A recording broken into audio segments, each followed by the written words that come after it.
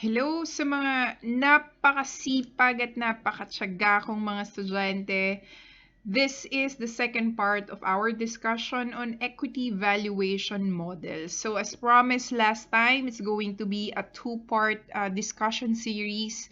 And nakita nyo naman, it was just one valuation model and yet we took so much time explaining how do present value models value or how it works in terms of valuing dividends and how they contribute to creating substantial decision making for investors or analysts. So this time, as we have mentioned last time, we're going to talk about three major categories of equity valuation techniques or tools. So far, we have discussed yung present value models under the dividend discount model. But hindi pa tayo tapos dyan sa ating present value models kasi meron pa tayong isang pag-uusapan which is the free cash flow valuation model.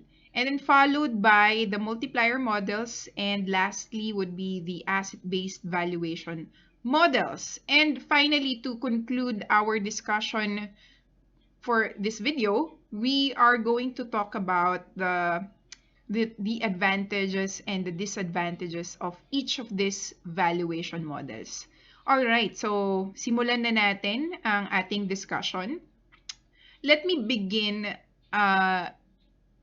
this topic with the financial management principle which says cash, not profit, is king. Okay? Sa madaling salita, actually kung titignan mo na, yung practicality ng financial management principle na to is that at the end of the day, cash is still very much valuable in the firm because this is what is being reinvested back to the firm. This is what your short-term liabilities are used para ma-fulfill yung obligations ng firm, etc., etc. So, basically, what this principle is saying is that accounting profit is just something that is not as valuable as measuring cash flows. That's the reason why our next discussion would talk about cash flow. It's because in a financial manager's perspective, mas mahalaga at mas minimeasure yung cash flow na available sa firm. Okay? So, our next valuation, which is the free cash flow valuation, is since we're still looking into the intrinsic value of a stock, since we're still talking about equity, our goal is always looking into the intrinsic value of a stock. So using free cash flow valuation, you are looking for the value of a stock by calculating the free cash flow of the firm, which is FCFF, hanggang mamaya ito ang term na gagamitin natin. When we say free cash flow to the firm, we're referring to FCFF, or free cash flow to equity, or FCFE. And since we are still under the present value model, what we're going to do instead of dividends, we are going to use FCFF or FCFE and discount those cash flows back to the present using appropriate required rate of return. So very similar siya sa DDM, but the only difference is we are using cash flow instead of dividends. So bakit nga ba cash flow? Define muna natin ano bang ibig sabihin ng free cash flow. Okay. Actually, itong topic na to, dinidiscuss ko ito sa FinMan 1 or yung foundational subject ng finance. I don't know how it's called right now, but I know it's FinMan 1, foundational course under, I think you take this as second-year students pa lang, ano?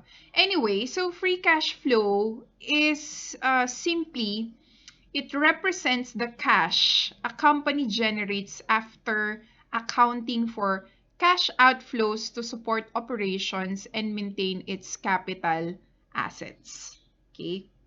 From the word itself, free, ibig sabihin na na-subtract na lahat ng obligations. Sabi nga, any cash outflows that supports operation and maintaining the capital assets of the firm is already deducted. So therefore, you know that this is the available cash that can be reinvested back into the firm. So sabi dito, unlike earnings or net income, free cash flow is a measure of profitability that excludes the non-cash expenses of the income statement. Okay, so kasama na dyan, ang pinaka very popular na non-cash item sa income statement is the depreciation. And we know, under depreciation, we subtract or we consider depreciation as part of the annual expense, which is then carried over as the accumulated depreciation in the balance sheet. But technically, hindi naman siya cash na lumalabas sa firm. Okay? So, you're just using this to match the market value of your, or the fair value of your assets, specifically your long-term assets. But technically, you're not really deducting actual cash from the firm. So, what free cash or how free cash flow is different from the net income is that, yun nga, you are adding back this non-cash items back into your computation. Okay? So, aside from that, interest payments are also excluded from the generally accepted definition of free cash flow. So, mamaya makikita nyo, yung interest payments, magre-reflect siya dun sa formula na ginagamit on computing for the free cash flow to the firm or free cash flow to the equity. And similar to sales and earnings, free cash flow is often evaluated on a per share basis to evaluate the effect of dilution. Okay. Anyway, dilution simply means kasi kapag nagkakaroon ng increase sa number of shares outstanding ng isang firm, lumiliit kasi yung value ng shares ng mga existing shareholders. Anyway, if you would like to research more on the definition of dilution, you may do so. But anyway, the point is, free cash flow is always measured in a per share basis. Okay, mas maiintindihan natin yan later as we go on to our discussion. So as you can see here in the picture, although it's really water, no? Water. I always define cash as the bloodline of the firm. So hindi siya blood but water na nagfo-flow. So definitely, these are the cash inflow. Cash inflow is the money coming from the investors. And then cash flow coming from the capital investors. Although we have different types of investors, remember that, no? And then we have capital or credit. And then we have, of course, yung profit na galing mismo sa operations ng firm. Okay? And this center right here, kulay ginto pa yung piniling kulay, is the business operation. Okay, and the holes right here are the expenses or the cash outflow that the firm has to pay for its operations to continue. Okay, and the net cash flow, ito yung natitira. Okay, and then kung makikita ninyo, ito yung nasala na at bumabalik din dito sa ating business operation. So, kung titingnan natin siya visually, this is the simplest part on how to understand the importance of looking into the cash flow of a firm. So, kanina, i-add ko lang, aside from depreciation, we also have other non-cash charges added back to the net income for us to come up with a value of our free cash flow. So aside from depreciation, we have amortization of intangibles. We have provisions for restructuring charges and other non-cash losses, income from restructuring charge reversal and other non-cash gains, and deferred taxes. But definitely sa mga beginners pa lang naman na kino-compute sa mga textbook sa problem solvings natin, mostly ano lang naman, usually nasa depreciation, amortization problems lang naman yan. But nonetheless, I just want to let you know that there are other non-cash items that we add back to our net income for us to be able to compute for the free cash flow. Okay, so moving on. Actually, kung babalikan natin yung ating basics ng ating statement of cash flows, I think if I don't have any chance right now to really discuss about this anymore because it's another topic. And it's also a very lengthy topic to be discussed. But nonetheless, if re-reviewin lang natin yung concept, the statement of cash flow is subdivided into three, which is your operating activities, your investing activities, and the financing activities. So basically, operating activities is your day-to-day transactions. Investing activities is the purchase and sale in long-term assets. And financing activities has something to do with the debt, yung sources of financing ng isang firm, whether it be credit or investments coming from the shareholders, both from debt and equity. Okay, this is another good illustration of how to actually understand yung concept ng free cash flow. But this time, let's be more specific with what we call the free cash flow to the firm and the free cash flow to the equity. Okay, so kung titignan natin, this is the raw cash inflow. Ibig sabihin, wala pang namaminus dito. This is the actual cash that comes from the business operations of the firm. And from that revenue, you are subtracting your operating expenses, okay, yung day-to-day expenses ng firm, and then you also have your working capital investment. Okay, when we say working capital, this is the product. Okay, kaya side by side siya dito sa cash operating expenses because working capital is computed by your total short-term assets less your short-term liability. So that is your working capital. That is the amount of money circulating in your day-to-day operations. Okay, so usually binabudget ito within 6 months, within 1 year. So kaya siya tinawag na working capital. It's a minimum of a 1 year budget for the firm. And then when we say fixed capital investments, these are long-term investments. These are capital expenditures. So kung babasahin niyo yung mga ibang textbook references, you will see the acronym CAPEX or CAPEX, which means capital expenditures. So here we also call it as the fixed capital investment. So after subtracting your working capital investment and your fixed capital investment, that would now be the free cash flow to the firm. Okay, that's the FCFF. I will repeat. This is your cash inflow. And once you subtract your working capital investment and your fixed capital investment, you will be arriving to your free cash flow to the firm, FCFF. Now, once you subtract your financing expenses, ano ba yung mga financing expenses natin? It's your interest to your interest payments to your bondholders, and of course, your net borrowings from your bondholders. So in short, these are interest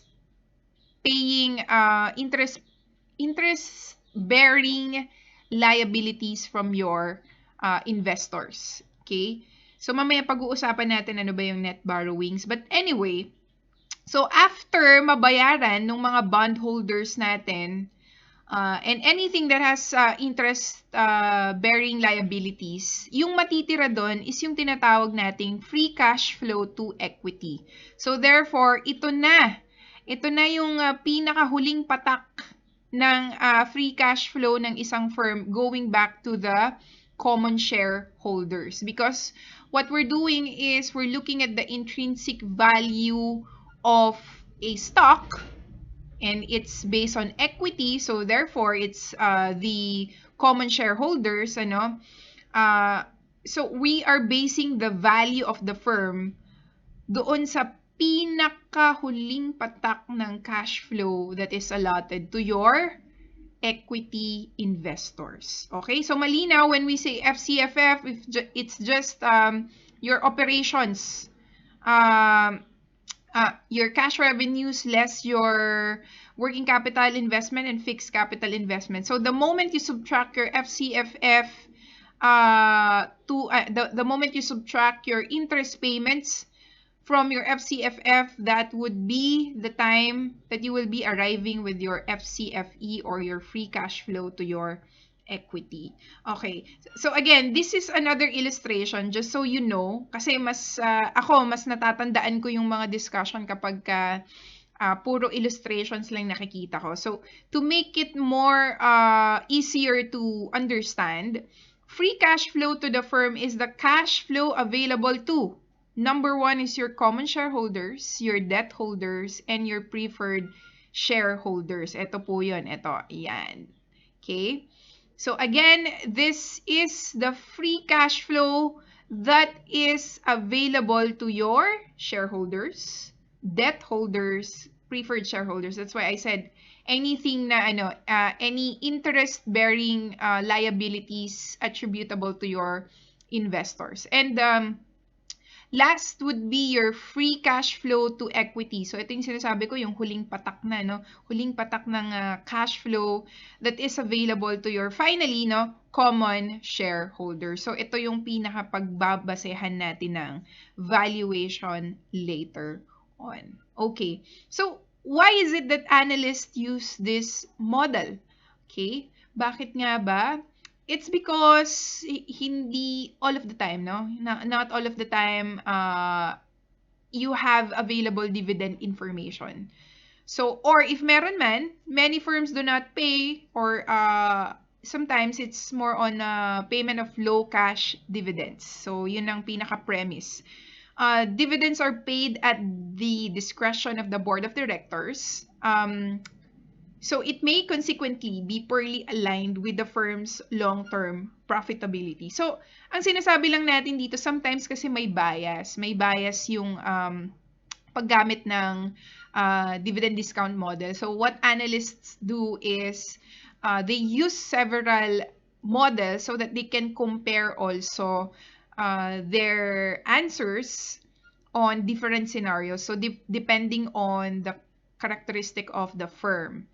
And then, if a company is viewed as an acquisition target, ibig sabihin yung merging and acquisition, bigger companies merging with smaller companies, parang ganun, no? So, free cash flow is a more appropriate measure because the new owners will have discretion over its distribution. And finally, free cash flows may be more related to long-run profitability of the firm as compared to dividends. Kasi mas marami nga namang tinitake into consideration yung measurement ng free cash flow as compared to the dividend. So, the more complex the factor is, mas marami siyang tinatamaan, ibig sabihin mas sensitive siya sa mas maraming bagay. Unlike kunwari, dividends lang. But for free cash flow, tatamaan dyan yung operations mo tsaka yung financing activities mo. Okay? Now that you understand the difference between the FCFF and the FCFE, let's talk about the formula for us to arrive with this computation. So FCFF is equal to your EBITDA, or your earnings before interest, taxes, depreciation, and amortization. But the other term for EBITDA is actually your operating profit. Okay, so ang ibang tawag sa operating profit is operating income or earnings before interest, taxes, depreciation, and amortization. Okay, so please do take note of this. It's different from the net income because net income has already, kumbaga na-subtract na po yung ating interest payments, na-subtract na yung ating depreciation. So, we're looking at the point of view of EBITDA. Pero later, meron pa tayong ibang formulas. I-explain ko sa inyo bakit siya nagkakaiba-iba based on kung saan mo titignan, or you can also use net income pero mag-iiba yung ating formula. But for the meantime, let's focus on this formula, no, yung EBITDA or your operating profit or operating income. Maraming siyang tawag pero iisa lang ang ibig sabihin. So, once you get your EBITDA, you multiply that to your 1 minus your tax rate. Okay? The reason is, ang tawag kasi natin dito is yung tinatawag nating tax shield. Kasi nag-iiba yung value ng ating taxable amount once tinanggal mo yung depreciation natin. So, this time, and also, no, kasi nasa before the taxes. That's why, just to make the explanation shorter, it's because there are certain changes that comes to our computations once we incorporate the taxes. Kasi whether a business likes it or not, no, talagang required yung payment ng taxes natin. So, meron tayong principle sa financial management that business decisions are always on the after-tax perspective. Okay? That's why tax rate is so important when we compute for our free cash flow to the firm. So, same with our EBITDA, no? Meron din tayong we multiply our depreciation to the tax rate. Kasi nga, nag-iiba yung value ng net income kapag tinanggal mo yung depreciation. And then from there, you subtract your changes in your fixed cost or fixed capital expenses, and then minus your changes in your working capital investment. Okay? And the FCFE naman, on the other hand, once you have computed for your FCFF, you deduct your interest multiplied by 1 minus tax rate plus your net borrowing. Later, gagamitin din natin ito sa ating mga problems para mas maintindihan nyo siya, paano siya ginagamit. I know right now it's very vague because it's just a formula, but later on you would appreciate how this formula works. But anyway, net borrowing means long and short-term new debt issues less your long and short-term debt repayments. Okay. As you can see, sabi ko nga kanina, kapag nag-open ka ng internet and you're going to look for the free cash flow formula, you will be seeing a lot of different formulas. Tulad nito, you are just computing for the FCFF pero ang daming magkakaibang formula. So here's the thing. Aside from the EBITDA or your earnings before interest, taxes, depreciation, and amortization, you could also use the net income, the EBIT, and your CFO. So for you to recognize all of these different formula, so tignan mo yung unang hinahanap ng formula. So this one is your cash flow from operations or your CFO. So ito yon, CFO, plus your interest expense multiplied by 1 minus tax rate less your capital expenditures. So magkaiba siya ng atake dito. Simply because you're looking at the CFO perspective. Okay? Dito naman sa net income, you have to still add your non-cash charges kasi dito sa EBITDA ano na kumbaga hindi pa kasama yung depreciation mo, your amortization. So, dito sa net income, you have to add back. So, kumbaga parang ibabalik mo lang siya, then you're gonna add your interest expense, multiplied by 1 minus your tax rate or your tax shield, less your investments in working capital, less your changes in your capital expenditures or capex. And the last one is your EBIT. So hindi siya EBITDA kundi EBIT. So the difference is it's only your earnings before interest and taxes, unlike yung EBITDA kasi is earnings before interest, taxes and depreciation and amortization. So nagkakaiba-iba lang siya. It's because you really have to add back all of those non-cash plus your interest. Kung titignan natin itong ating inverted triangle, from this point, kung dito ka magsa-start, you have to add back your interest and your non-cash charges. Kung dito ka naman sa EBT magsa-start, earnings before taxes, you have to add back your your depreciation, your other non-cash charges. So, they all would arrive at the same answer, but since iba-iba yung pinagkuhanan ng information, this CFO is extracted from your cash flow statement. This is extracted from your income statement, same with this, although iba-iba lang yung pinagkukuhanan. But anyway, you're just working out on the formula. But the basic is, sabi ko nga, dito sa, for our discussion, dito iikot yung ating mga formula. So, sometimes sa net income, sometimes sa EBITDA, Okay, so there are two approaches for forecasting FCFF and FCFE. First one is using historical free cash flow, and the second one is the components of the free cash flow. So ito yung sinasabi ko kanina, sometimes the more complex the formula is, the more yung coverage na sa sensitivity ng dito, yung kung saan naka-expose yung business. Ibig sabihin kasi when you say the business is exposed to many fluctuations in the market, ibig sabihin yung changes in the season, changes in the cycle, changes in the capacity to generate revenue, yung sa sales na lang, sales level. So, maraming components kasi yung ating operations na kung saan, if mas exposed sa mas maraming components yung kinukompute mo, mas sensitive siya sa maraming factors. So, pagka mas sensitive siya sa maraming factors, definitely, mas precise yung kanyang forecast. Okay?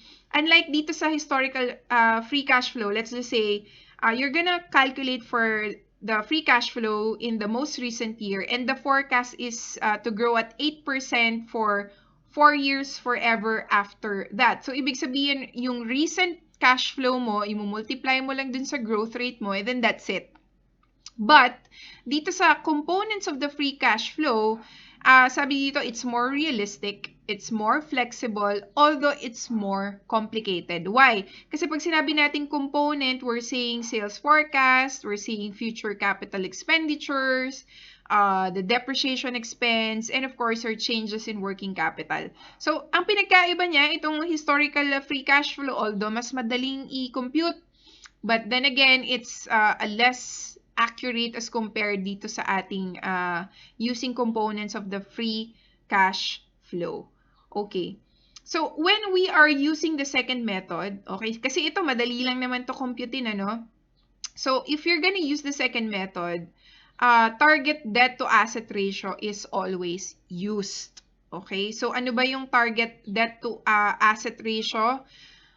If you can still remember our financial ratio analysis topic, when we say debt to asset ratio, it's your total debt divided by your total asset. It's because what we want to achieve here or what we want to see is that yung balanse ng utang, your total debt accounting from your total asset. Ibig sabihin, dun sa kabuuan ng asset mo, ilang percentage doon ang nagfi-finance ay utang at ilang percent doon ang nagfi-finance ay equity. Okay? Remember, sa ating balance sheet, dalawa yung side ng ating balance sheet, the asset side and then the liability side. So we want to know if the firm is having a healthy leverage. Ibig sabihin, mas marami ba ang nagfi-finance ang equity or mas marami bang percent ang nagfi-finance ay debt. So using the debt to asset ratio, we can see how much of the total asset is being financed by debt. So syempre pag nakuha mo na yung ating equation for that, you can also look into the portion where equity is used. Kasi ang pinaka-hinahanap talaga natin dito is yung ating FCFE later on. So, hindi natin ma-derive yung FCFE natin without looking into the target debt to asset ratio kasi nandito siya nakapaloob sa ating formula. Okay. So, anyway, para mas maintindihan natin, no? So, for example, if the target debt to asset ratio is 40% and the fixed capital investment is 60 million, that would be 24 million is assumed to be financed with debt and 36 million with equity. Sige. Para mas ma-visualize natin siya, instead of just looking at the problem, let me just open my Excel sheet. So using our total debt to asset ratio, no, we know that our given is our total asset or our total capitalization is 60 million. So that's according to the problem, no? So it's 60, 1, 2, 3, 1, 2, 3, and you have 40% here. So if we're looking for X right here, no? Algebra po tayo, balik po tayo sa algebra.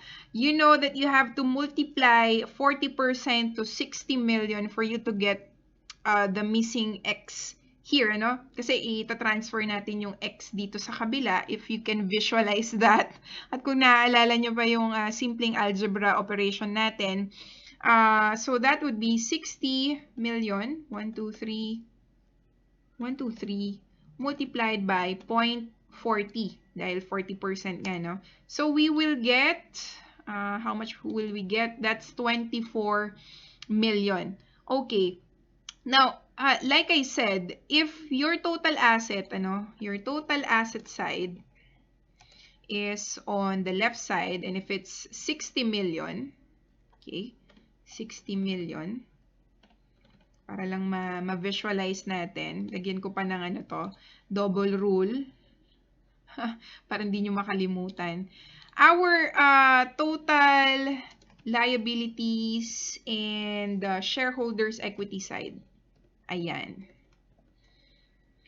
Definitely, palaging equal yan, di ba? Kasi kung 60 million yung dito sa asset mo, definitely, ganun din yung dito sa liabilities and shareholders equity side. Wait lang, taas natin to. Okay. So, dahil given na, we know that our total debt is 24 million based on this information. So, para lang tayo nag-workout ng formula. So, para makuha natin yung equity, we just simply subtract 60 million to your 24 million. Ayan, naaalala nyo pa ba yung balance sheet ninyo? Okay? Just for you to have a visualization of how your balance sheet should look like and how you would use these financial ratios to work out on our equation. So definitely nakuha natin itong 24 million out of the 40% debt to asset ratio.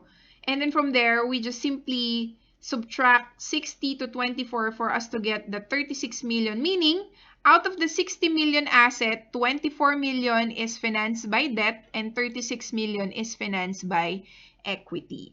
Okay, now going back to our slide.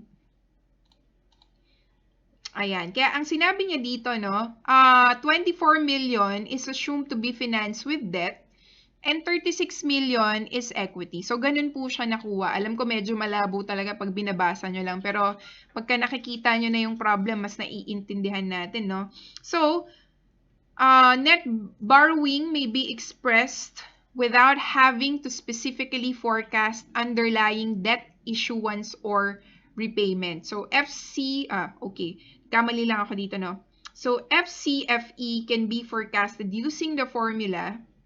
So remember, FCFE is your free cash flow to equity. So you will be getting your net income minus 1 minus DR, which is your debt to asset ratio, which is 0.4, multiplied by your changes in your fixed cost investments minus depreciation, minus 1 minus DR multiplied by your working capital investment. So, where DR is your target debt to asset ratio. Okay. Anyway, pinapakita ko lang naman yung formula natin, but later on as we go on to the discussion, we will be applying this formula para mas maintindihan nyo paano siya ginagamit. But before tayo mag-proceed with the computations, let me just read to you the different free cash flow valuation. So just like the dividend discount model, we have the single stage FCFF model, the two-stage FCFF model, and the three-stage FCFF model. Anong pinagkaiba nila sa single at two-stage, multi-stage DDM or dividend discount model? Well, wala po siyang pinagkaiba. Kaya if you were able to understand my discussion on the different dividend discount model, you would easily understand this topic already. Because like in the single stage FCFF, it's only used for mature industries or mature firms who are at their peak of revenue potential. While in two-stage, pwede pang mag high growth tas biglang stable growth. While in the three-stage model, you have your highest growth to your stable growth or to your medium growth and then stable growth. So, ganun lang pinagkaiba nitong tatlong to. The only difference is we are using, like I said kanina, no, the free cash flow instead of the dividends. But the idea behind it is just the same as the dividend discount model. But before I proceed, let me just share with you itong drug which was invented by Pfizer. Sila yung nauna sa market. Itong tinatawag nating Lipitor. Or ang generic name niya is atorvastatin. If you have parents who are already having their maintenance medicine, isa ito sa mini-maintain na gamot kasi in fact, both of my parents are already using atorvastatin to make sure that their cholesterol level is well maintained or well managed. So itong si Lipitor, dahil nga nauna si Pfizer, meron silang tinatawag na patent. So kapag meron kang isang patent sa isang produkto, hindi siya pwedeng kopyahin ng ibang firms.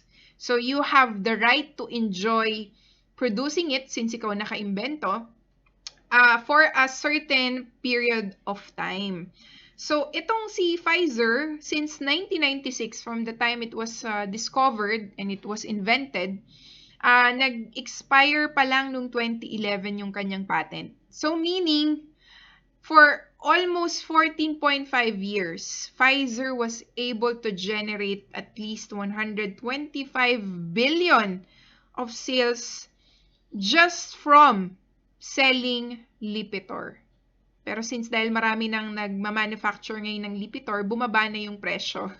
At mas dahil affordable na siya, mas marami ng tao yung may kakayahang mag-avail ng Lipitor. So, ganun yung story behind yung ating yung ating different stages. Kasi for quite some time, there are really products na na-enjoy nila kasi sila yung nauna.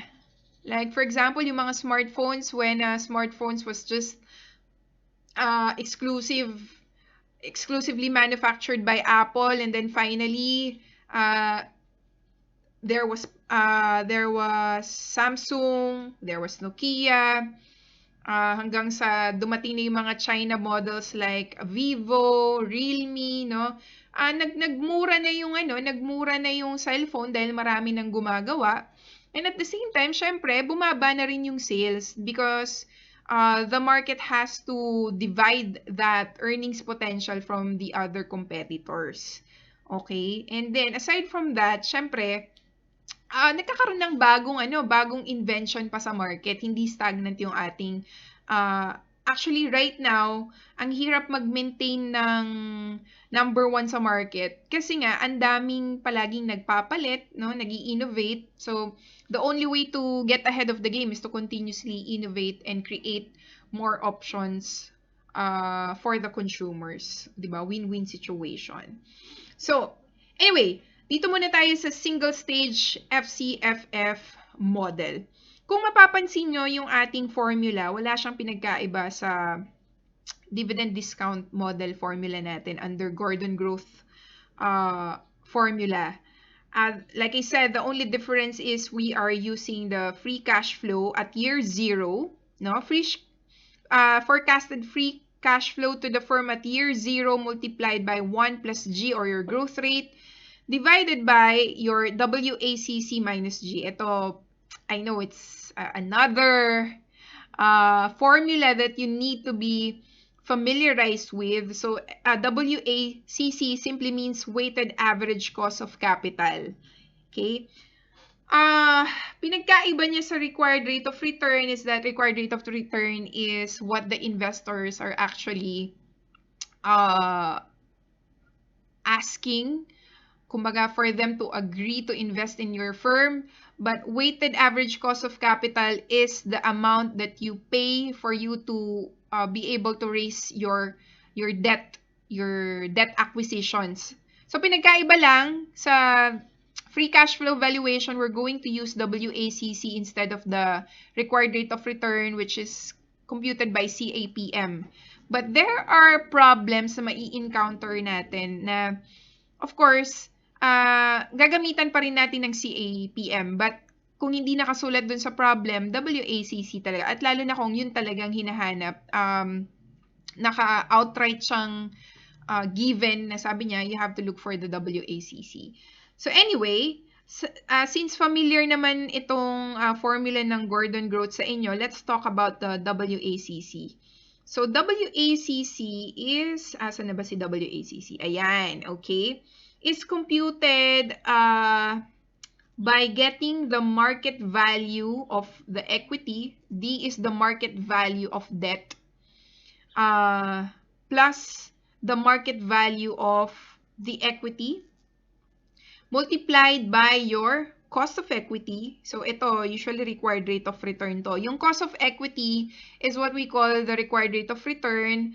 The cost of debt is usually RD. So, kung RE is required rate of return or the cost of equity, cost of debt is usually RD naman. Okay?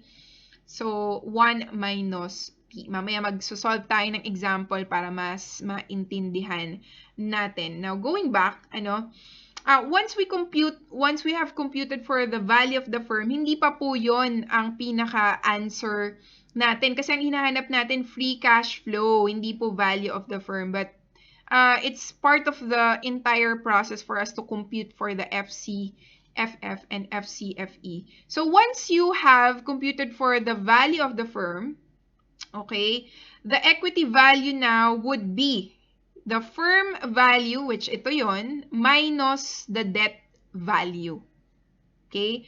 After getting the equity value, you will get your FCFE at year 1 kasi ito yung FCFE at year 0 mo, kumbaga yung base value.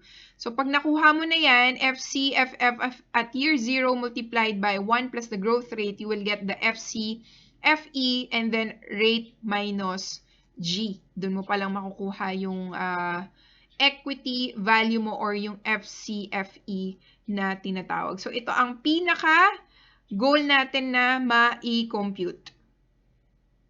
Okay, para mas maintindihan natin yung mga formulas na pinresent natin a while ago, let's try to compute an actual problem under single stage pa lang po tayo. Single stage na free cash flow to the firm and free cash flow to the equity. Alright, so again, just like in the dividend discount model, kailangan meron tayong basis ng current or kumbaga pinaka na nga latest pa, no?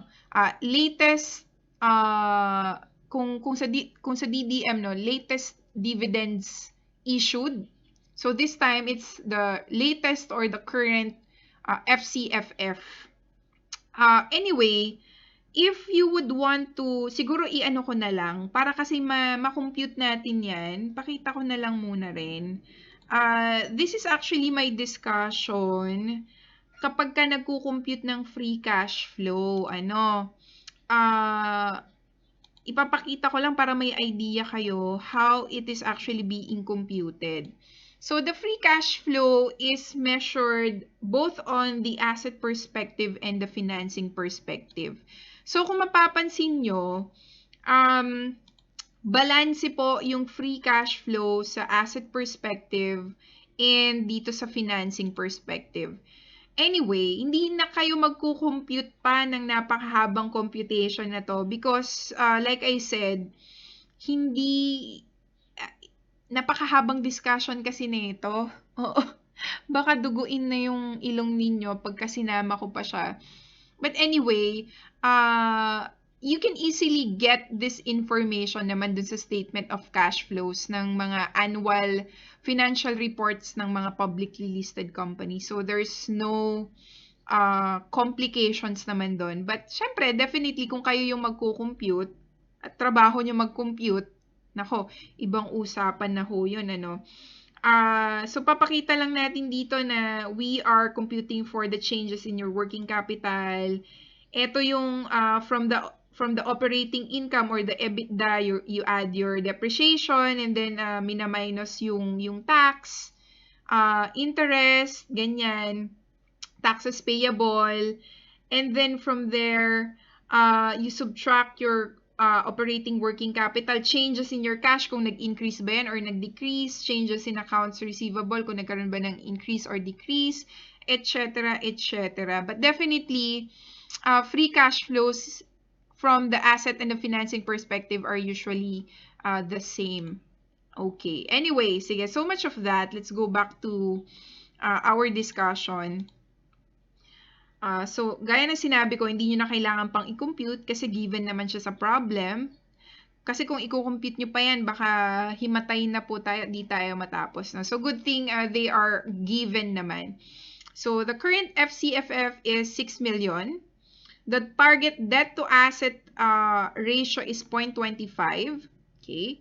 The market value of the debt is 30 million. Why market value? Kasi nga, bonds are usually valued at the prevailing price, di ba? The market price. That's why sinabi niya market value ng debt. And when we say cost of debt dito, ito yung interest rates or yung coupon rate of the bonds that you have issued. Kaya ang tawag dyan is cost of debt. And then you have your shares outstanding. So number of shares outstanding, that's 2,900,000. And if you have your shares, of course, meron kang required return on equity or your cost of equity, which is 12%. Your long-term growth in FCFF, so walang pinagkaiba dun sa ating dividends discussion, no? Long-term growth, kumbaga indefinitely na po to, constant growth is 5%. And then, of course, your tax rate is 30%. Now, we plug all of those information for step number 1. We have to compute for the WACC kasi hindi natin makukuha yung firm value. Ito yon. Hindi natin makikita yung value of the firm without getting the WACC. From there, we subtract the growth rate. So, kailangan muna natin hanapin itong WACC. Okay. Now, plugging the information, we need to have your target debt to asset ratio, which is 25. So, kung 25% yung ito, no, para mas maintindihan natin yung formula ng WACC. Pwede ko bang sulatan to? Try nating sulatan, ha. Pen. Okay, ayan.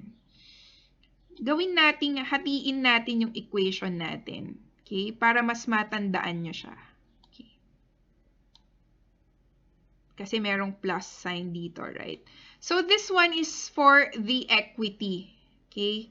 Ito po yung equity natin. Ito po yung debt. Debt is utang. E is the owner's equity. Okay. So, kung mapapansin nyo dito, okay, 0.25 is your target to asset ratio. 0.25 is for your debt. Parang yung kinumpute natin earlier kanina. If 0.25 is allotted for debt, so 100% minus 25%, the remaining is 75%. So, therefore, if 25% is allotted for your debt, definitely, that 75% will be allotted to your equity. That's why, ang makikita nyo dito, no, yung sa DR natin, 0.75, itong nandito sa kabila. Kasi itong portion na ito is for your debt. This portion right here is for your equity. Kaya kung titignan mo, para mas madaling ma-memorize yung equation, ano, your target debt to asset is 0.25 multiplied by your cost of debt. Ito yon, your coupon rate. 7% multiplied by 1 minus your tax rate. Given na po yan sa formula, ha? Okay? So, 0.25 multiplied by 7% multiplied by 1 minus your tax rate. Kaya yan, 1 minus 0.30. Now, on the equity side, we have 75%, which is 100 minus 25, multiplied by your cost of equity, which is 12%. So, therefore, your WACC is 10.23%. So, sinulat ko na siya for me to save time sana, but sige, para pakita ko lang sa inyo. Equal sign, okay, gawin ko siya ulit. Equal sign, 0.25, okay, multiplied by 7%, okay, times, right, 1 minus 0.3. Alright, so I want to close that. Kumbaga, this is one equation, alright, kapag kinulong mo siya ng ganyan, that's one equation, okay, plus another, ano na naman po tayo, another parenthesis, 0.75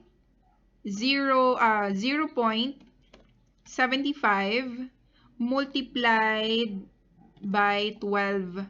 12%. Okay. So, that's another equation. Para gawin ko siyang isang buong equation, maglalagay pa ako ng isa pang parenthesis dito. Ayan. So, isa siyang buong pamilya. Kanina dalawa sila, ngayon gagawin ko na silang isa. Ayan. So, the answer, anyway, ang Excel naman pag nagkamali ka ng parenthesis, i-correct ka rin naman niya. Kaya huwag kayong matakot magkamali dito sa mga parenthesis. Yan, yes. Anyway, so 10.23, saan ako nagkamali? Nagkamali ba ako kanina? Anyway, magko-correct din siya mag-isa. So, the answer is 10.23. So, now that we have computed for the WACC, pwede na natin computein yung ating firm value. So, ang ating formula is your FCFF at year 0. Ito yung baseline natin, multiplied by 1 plus the growth rate, and then divided by WACC minus G. Okay, so balikan natin.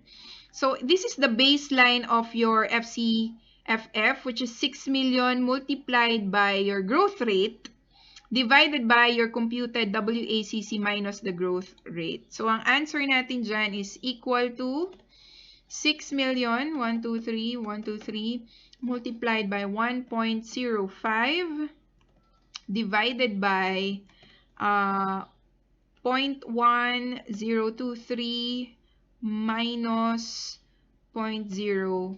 Okay, and then close parenthesis ulit.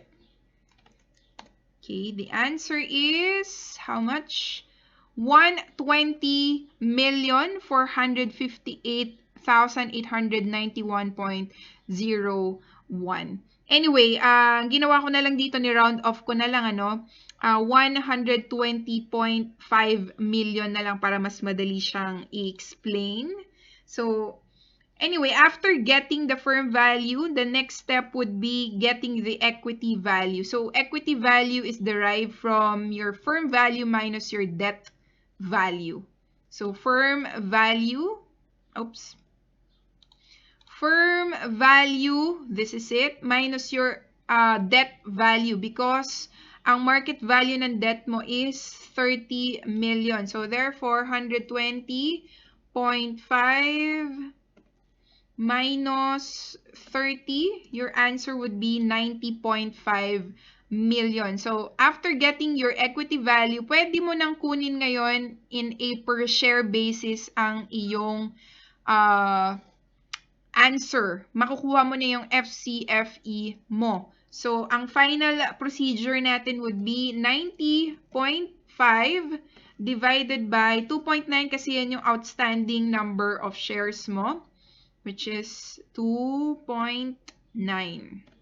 So, the answer is 31.21. So, the value of this firm using free cash flow is valued at 31.21. So, pwede rin nating i-apply dito yung ating price valuation. So, let's say, for example, ang market price ngayon, or kumbaga, ang share price today ni, what's the name? ABX GNA Corp is valued at, so if it's valued at the market at, let's just say it's only 28 pesos. Ayan, 28 pesos. Okay. So, alam mo na undervalued siya. Undervalued. Why? Because it's really valued at 31.21 and yet it's only selling at 28. So, is it a good buy? Of course, it's still a discounted stock. So, therefore, you know that in the near future, tataas pa to 31.21 kasi we have a theory, that the intrinsic value always, kumbaga, the market price will always go to the direction of the intrinsic value. So, ganun lang po siya. Okay, medyo mahaba lang yung proseso, pero napakadali lang naman niyang intindihin, We're not going to go to the complicated problems. What I just want to let you see is the process behind doing the computation. So, madali lang naman siya once you get to understand yung step 1, step 2, and then step 3. So, step number 1, compute for the WACC. Step number 2, get the firm value, and then from there, get the equity value, and then from there, get the equity value per share. Okay, next problem tayo. So, Cutie Pie cost, most recent FCFF is 5 million. Excuse me. Cutie Pie's target debt to equity ratio is 0.25. The market value of the firm's debt is 10 million. And it has 2 million shares of common stock outstanding. The firm's tax rate is 40%. The shareholders' required rate of return is 16% on their investment. And the firm's before tax cost of debt is 8% and the expected long-term growth rate in FCFF is 5%. So, ang tinatanong sa atin ngayon, calculate the value of the firm and the value per share of the equity. So, pagka nakita mong ganito yung problem, kung titignan mo kasi siya at a written problem, ang hirap niyang i-digest. So, what I usually do is, sinusulat ko yung given. Yan ang una kong ginagawa. Actually, tinype ko na siya to save my time. But, hindi naman talaga yan kasama dito sa computation. So, that's what I did. I wrote down all of the given.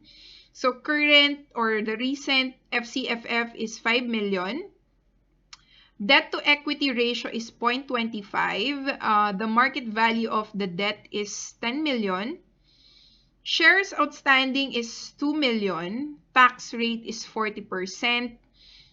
Required rate of return is 16%. Cost of debt is 8%. And then the long-term growth rate of the FCFF is 5%. So, after ko makuha yung given, syempre, you have to analyze yung mga given information mo. So, for most of you, probably, magkakamali kayo dito dahil ang una nyong titignan is, akala nyo, same lang yung debt to asset ratio dun sa debt to equity ratio. Ito yung mga sinasabi natin, minsan panggulo lang sa mga problems natin. Gusto lang tayong pahirapan ng bahagya. Okay, ang debt to equity ratio kasi is not the same with your debt to asset ratio. What we need for us to be able to compute the WACC is actually the DR and not debt to equity, tama. Debt to asset ratio ang kailangan natin at hindi debt to equity ratio. So, kailangan pa nating i-work out yung given na information for us to derive the debt to asset ratio. Okay, so what I did here, so sabi niya ang answer dito is 0.25, alright? So, ibig sabihin, itong 0.25 na to was derived since hindi naman siya, walang other information dito. It's just 0.25. Walang nakasulat how much total debt and how much total shareholders equity. So, we can assume value. So, para makuha mo yung 0.25, no? Ibig sabihin, it's gonna be for, kasi ang dyan, equal sign, 1, okay, 1 divided by 4. Okay? So, ayun yun. Para makuha mo yung 25, mag-assign ka lang ng value dito. Kaya, ibig sabihin, kapag in-interpret mo, no, for every $1 of debt, kasi ang formula ng debt to equity, tama. Debt to equity ratio is total debt and total shareholders equity. So, pag nakuha mo na yung total debt, okay ka na dyan. So, dahil 0.25 ito, you are assuming, okay, for every $1 of debt, you have $4 for equity. Okay? Ulitin ko ha. For every $1 of debt, there is $4 of what? Shareholders equity. So, ibig sabihin nakapag-assign ka na ng value mo dito, it's 1/4 or 25%. 0.25. So, pag tinotal mo to, 1 plus 4, you will get 5. So, kung babalikan ko yung ko kanina, no, yung aking illustration dito. If ang answer natin dito is, alam ko naman gustong-gusto nyo yung pinapahirapan yung sarili nyo, no? Okay. So, ang total liability natin, sabi, is 1. Ayan. And meron tayong 4 na shareholders equity. Sulat ko pa ba? Excuse me.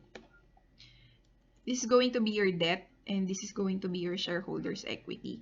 And we have computed 0.25.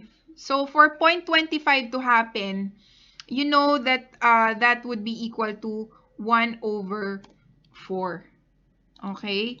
Ibig sabihin, tama yung inassume mo, 1/4, you will get 0.25. Alright? So, pag tinotal mo niyan ito, it's gonna be 5.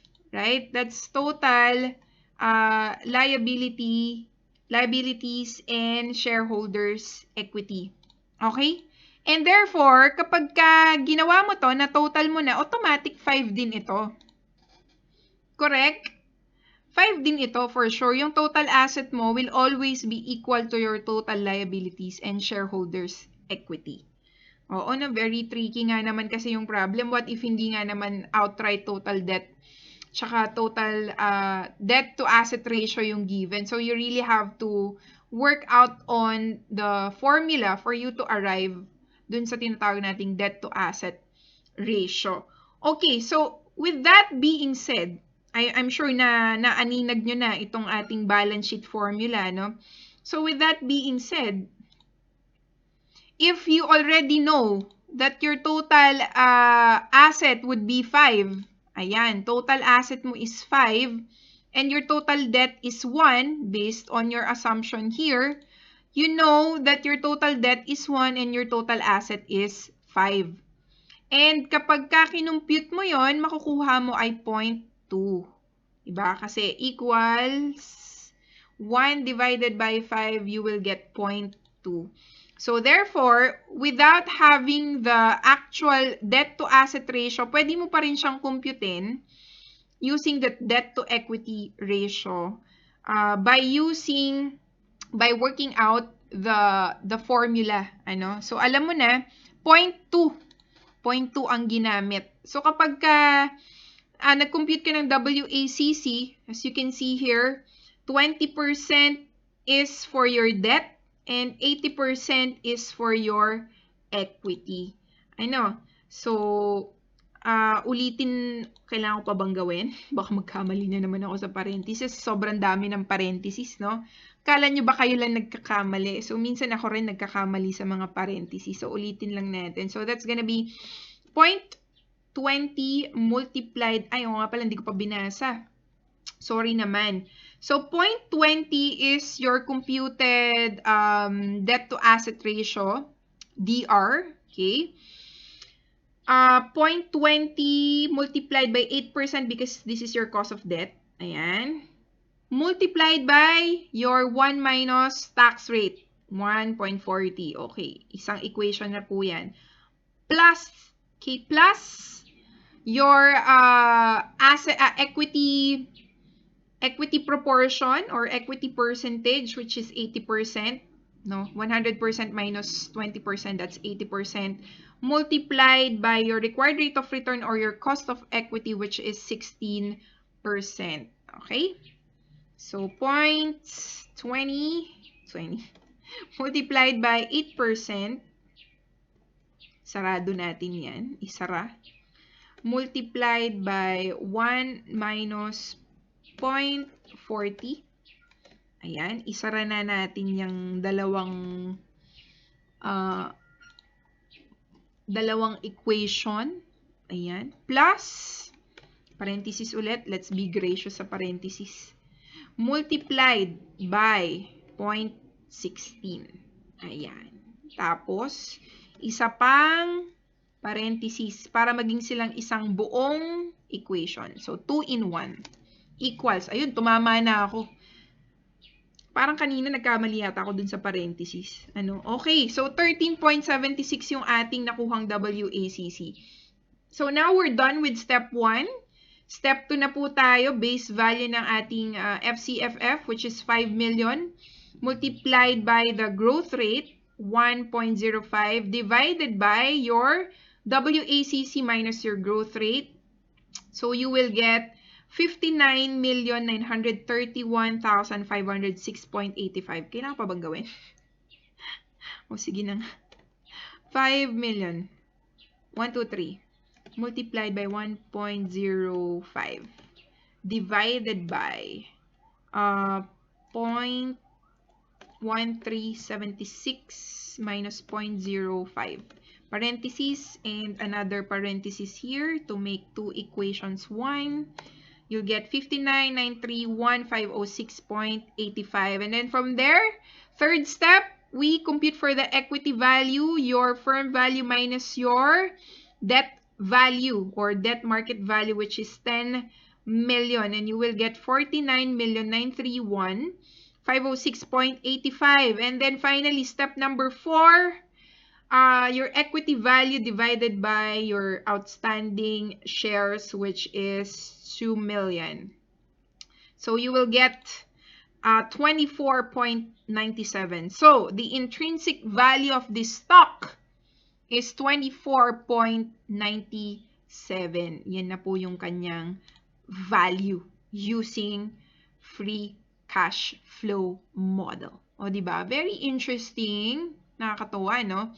Medyo, ano lang to, very challenging. Pero, once you get to, ano ba, ginagamitan lang talaga siya ng logic, tsaka minsan common sense.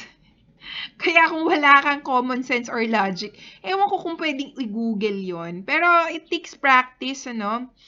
It takes practice lang siguro. Tsaka sometimes yung mga problem sa book, di naman talaga ginagawa in real life. China-challenge lang talaga tayo mentally, but at the same time, nakaka-fulfill din naman pagka nasosolve natin sila, ano? Okay, last problem under the single stage FCFF. So, Runaway Transport Inc. has an FCFE of $2.5 per share and is currently operating at a target debt to equity ratio of 0.04. Right?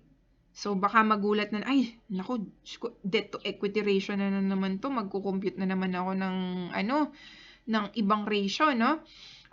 So, the expected return on the market is 9%. The risk-free rate is 4%. And Runaway has a beta of 1.5. Habang binabasa mo yung problem, parang naaninag ko na to. Parang bakit parang given ng CAPM.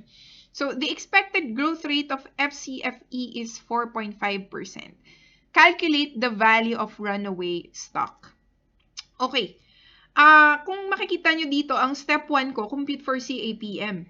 Ma'am, bakit naman? Akala ko ba WACC? Okay. Gagamitin lang po natin yung WACC kapag hindi pa natin alam yung value of the firm. Or kumbaga, yung given natin is FCFF. Ayan o, nakasulat dito FCFF.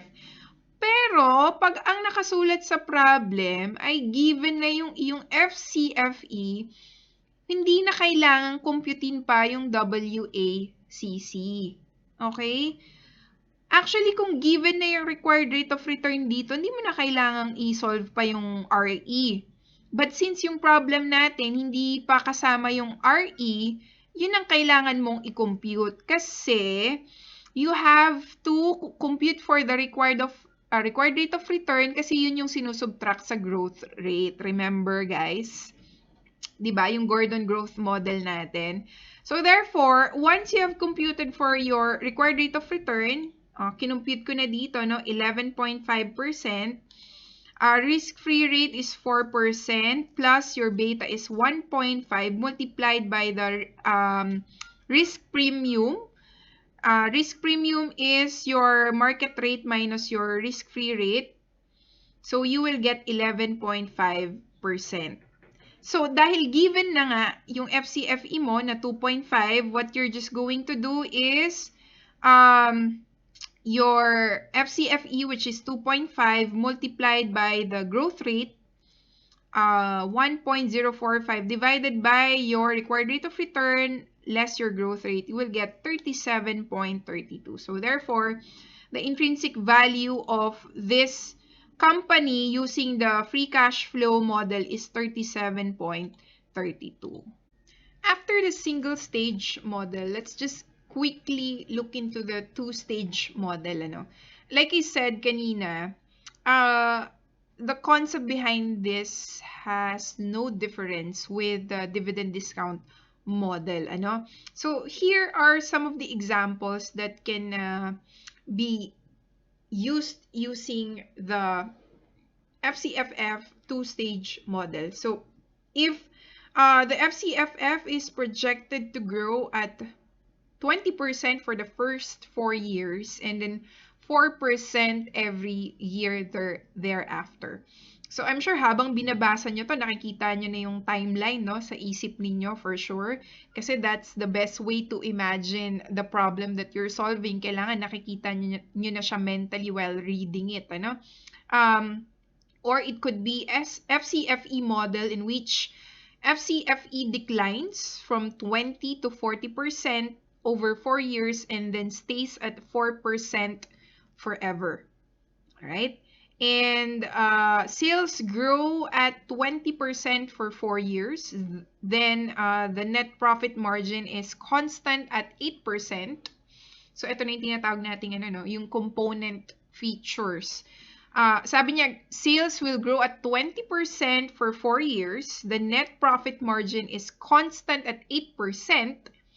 The fixed capital investment is equal to 60% of each dollar increase in sales. Working capital investment is equal to 25% of the dollar increase in sales. And the debt ratio is 50%. Given a starting value for sales, the forecasted FCFE should be made in the first 4 years. So, medyo mahaba tong pangatlo kasi na to yung second step natin to, hindi na siya yung historical. Balikan natin yung ating pinag-usapan natin kanina. Ito yon yung using components of the free cash flow. So, hindi ka na lang basta-basta nagre-rely on the FCFF or the FCFE. So you have to compute for the other components for you to be able to compute for the free cash flow forecast. Okay, so yun ang gagawin natin dito sa ating next problem or next example. So very similar dito sa pangatlo. Kasi kung ito lang kayang-kaya nyo na yan, 20% tas magiging 4%. Same concept lang dun sa dividend discount model. Okay, so punta tayo ngayon sa aking spreadsheet.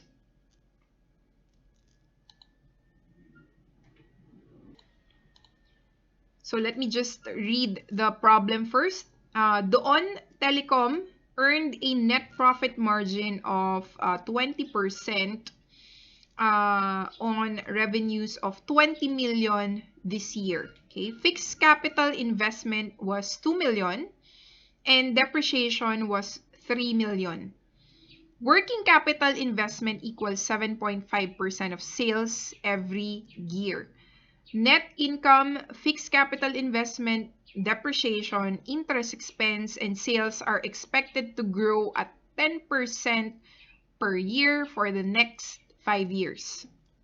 After 5 years, the growth in sales, net income, fixed capital investment, depreciation, and interest expense will decline to a stable 5% per year.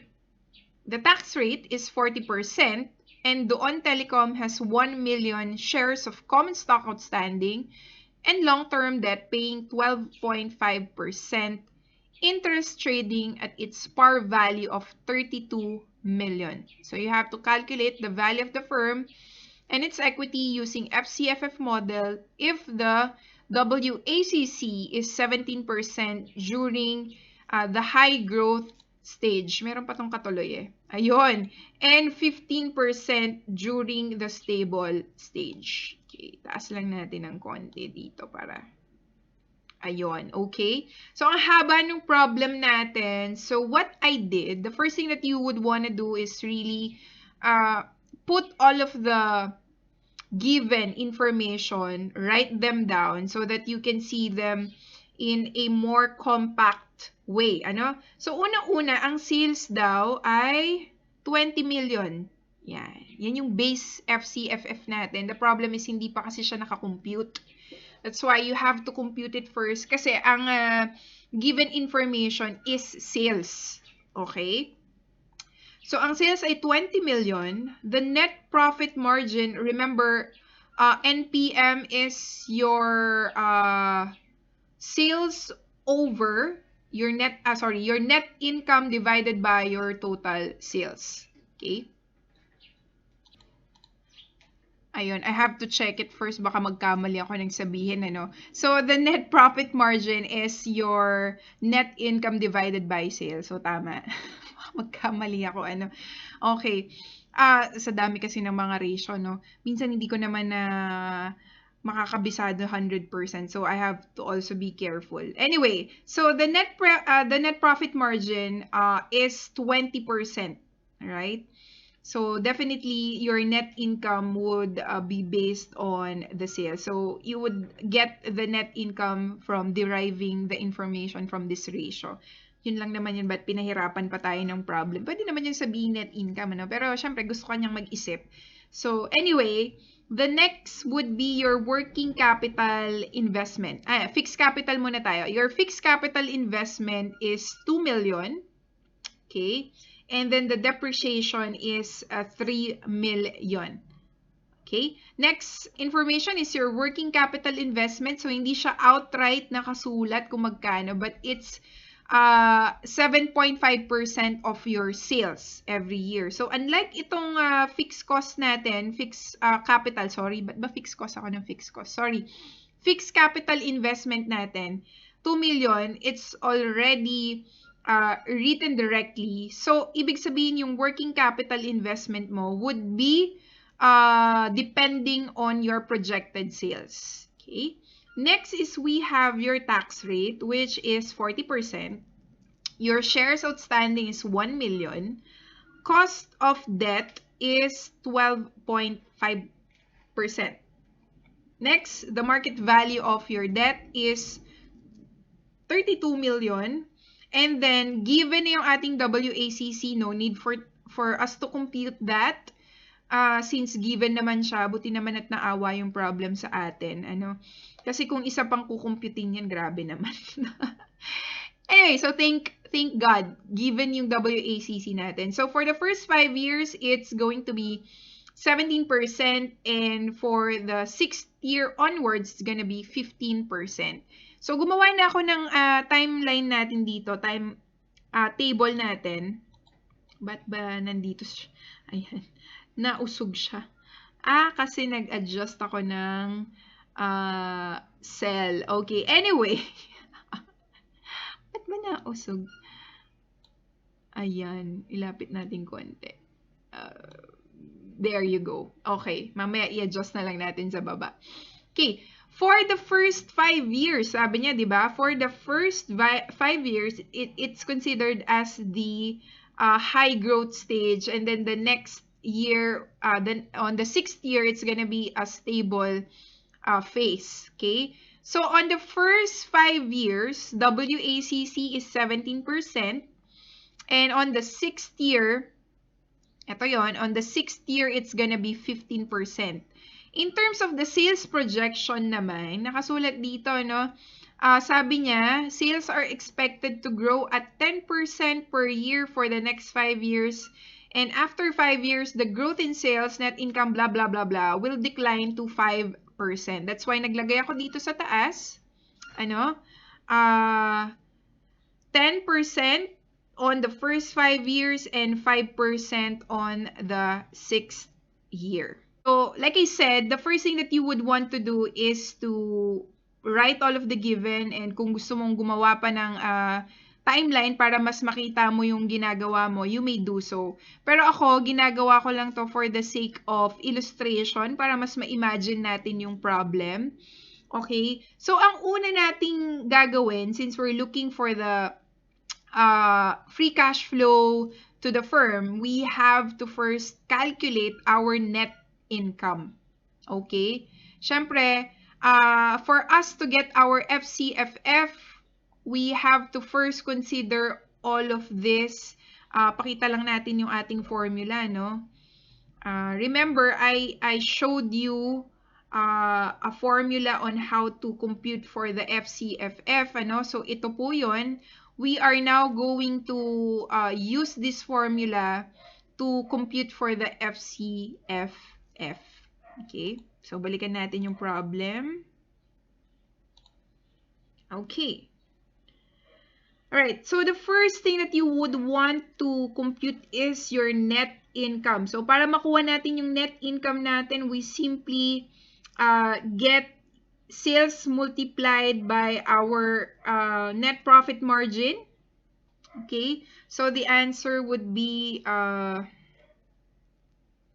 123, 123 multiplied by 0.20. So definitely your net income is 4 million. That's gonna be the base base net income. Remember, meron tayong growth projection every year that our sales will increase by 10%. And then we have our interest coming from our debt, market value of our debt, and the cost of debt is 12.5%. So we are just gonna simply multiply that 32, 123, 123 multiplied by 0.125.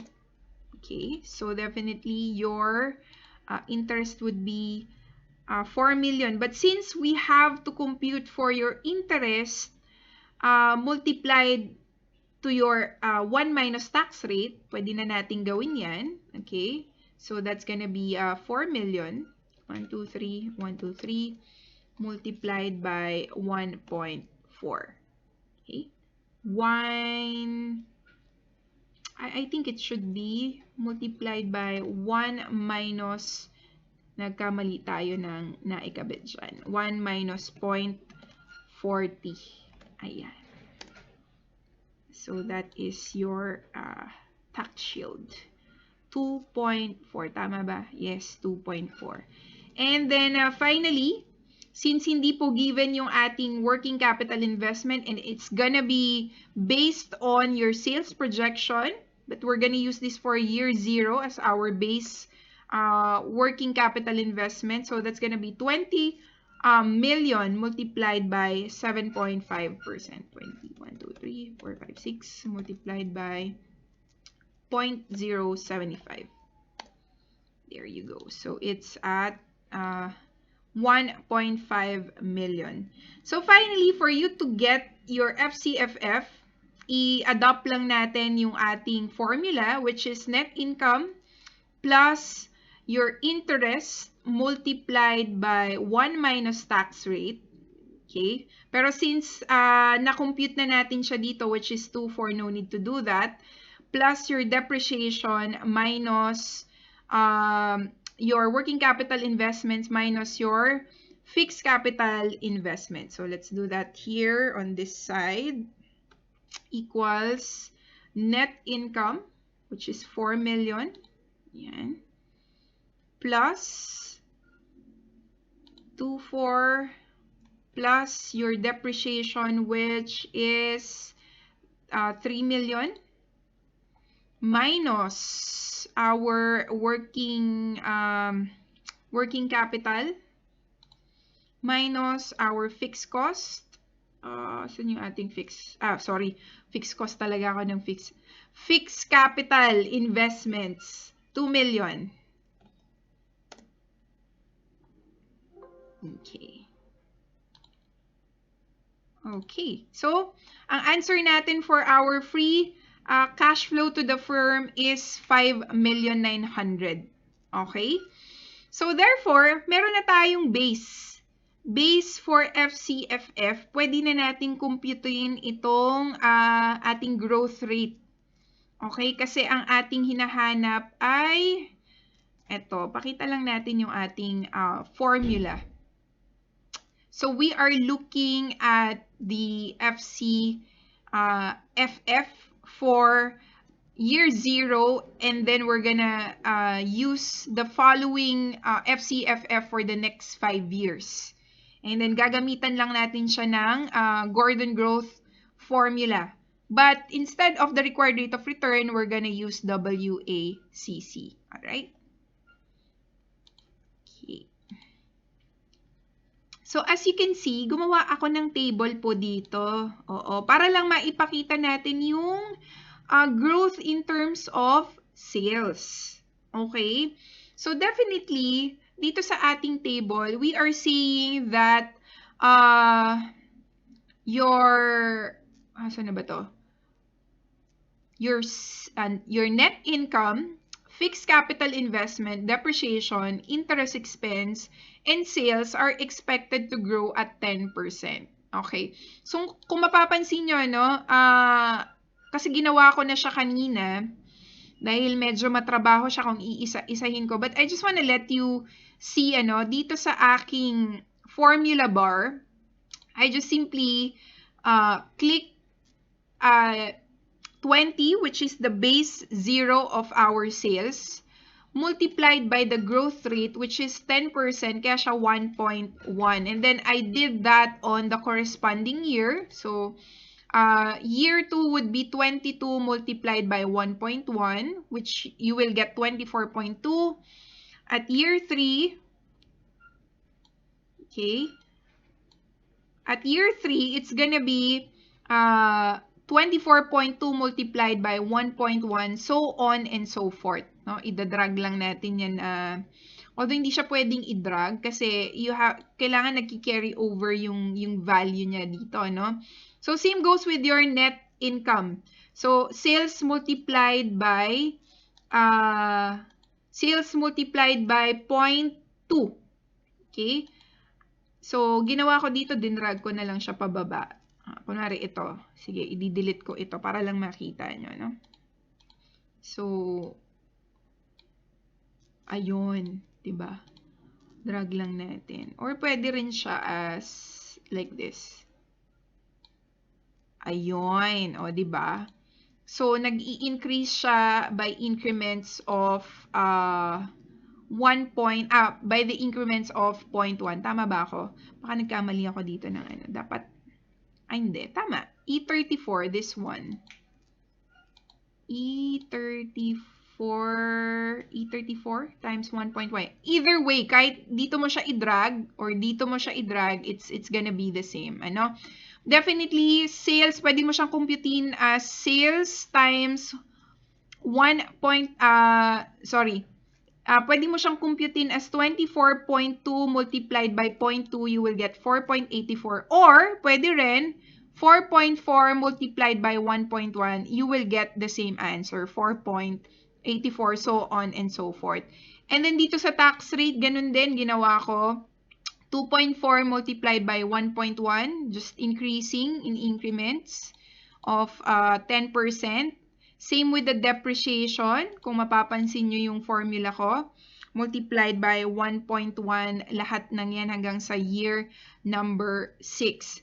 And so, when you compute for this one, 5.9, once in-input mo lahat ito, you will just get the same answer. No? In this case, it's 6.49.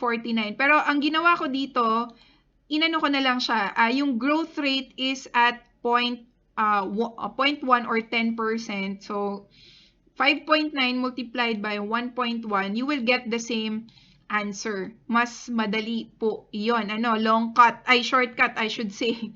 So, 5.9 multiplied by 1.1, the growth rate, 6.49, so on and so forth. So, kaya ko to highlight, actually, kasi ito talaga yung kailangan natin. Bakit? Kasi ito yung i-discount natin. This is, kumbaga, yung ating future cash inflows na kailangan nating i-discount at year 0. Kaya ko siya highlight. But we have to compute first for the terminal value before mag-year 6. Kasi year 6 would be the time na magkakaroon na siya ng constant na growth at 5%. Okay? So, the first thing that you want to do is get the value at year 6, no? Which is 9.98 divided by your WACC minus your growth rate. So, you will get 99.8. So, kumbaga parang ito yung V at year 5 natin. Okay? So, okay. So, ito yung ina-add natin at the end of the equation, if you can still remember, yung terminal value natin. Okay, anyway, So, having said that, since we're gonna apply for itong mga naka-yellow dito, dali lang. Ayan, okay. So, our FCF at year 1, ipa-plug lang po natin, ano? That's gonna be 6.49. Di natin isasama yung year 0 kasi ito yung base projection natin. What we're gonna include is year 1, the free cash flow at year 1, which is 6.49. So, that would be 6.49. Okay, ihiwalay ko kaya to para hindi kayo malito. Ayan, lagay ko dito. Ayan, okay. FC dapat, ba't ba CF? At free cash flow. Cash flow, okay. Hindi siya D, CF, cash flow. So, same lang po ng ginawa natin sa ating dividend discount model. What we did is the CF divided by our discount rate, which is our WACC, right? Which is 17% for the first 5 years. And then, kung makikita nyo, yung WACC natin at year 6 is 15%. Kaya ito 15 ha, kasi terminal value na po yung kinukompute natin dito. Okay. Anyway, once you get the present value of this future cash flows, ito-total lang natin yan, including the last cash flow at year 5 plus the terminal value at year 6. Okay, so that's gonna be 9.5 plus 99.8. And that's for year 5. Okay? Yun po yung ating, actually pag pinaghiwalay natin to, pwede rin naman. 9.5 tapos yung V natin, kumbaga V5 natin would be 99.8. It's gonna get you the same answer kasi raised to 5 pa rin naman yung dalawang yan. But ang ginawa ko, pinagsama ko na lang para mas madali nyo siyang matandaan. Anyway, after doing that, gagawin lang natin, i-add lang natin lahat ng present value.